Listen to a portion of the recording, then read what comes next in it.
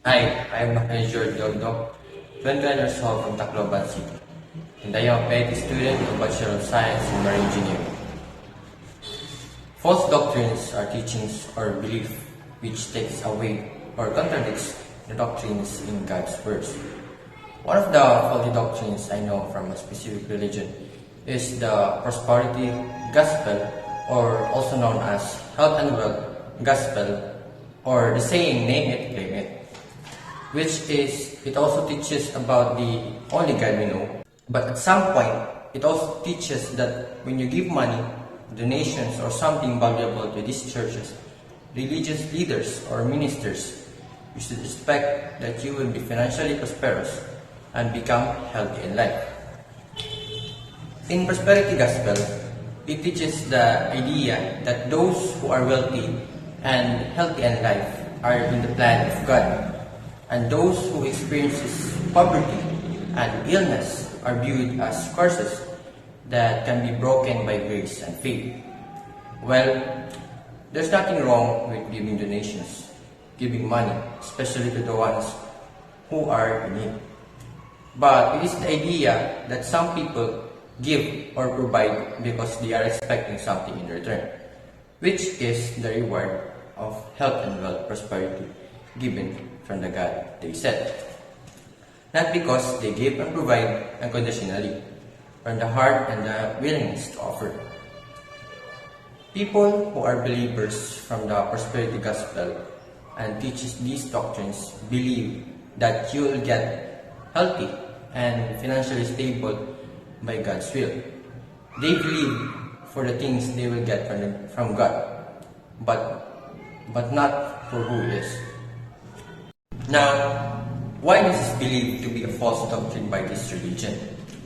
Many people argue that this teaching contradicts to the gospel of God. The Bible does not promise for financial or physical prosperity for all those believers. For example, it is said in the Bible, Timothy chapter 6, verse 9 to 10, "Those who want to be rich falls into temptation and into trap and into many foolish and harmful desires, which plunge them into ruin and destruction.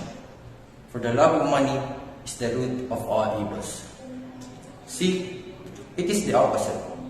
Instead, Jesus encourages us to be generous unconditionally.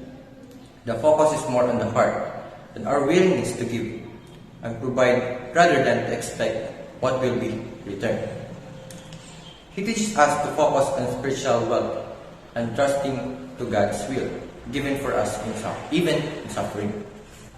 It was said in 2 Corinthians chapter 9, verse 6 to 7, "Whoever sows sparingly will also reap sparingly, and whoever sows generously will also reap generously.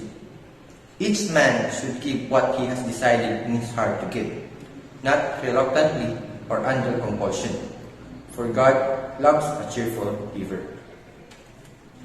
Nevertheless, God did not come to give us wealth, health, or happiness now. God came to save us from sins we made, so that we can have an eternal life with Him.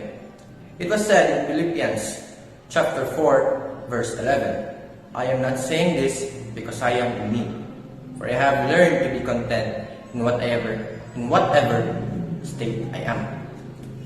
We should be contented for who and what we are.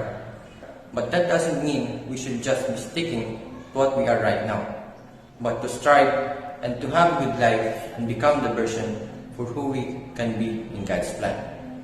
Thank you for listening and have a wonderful day.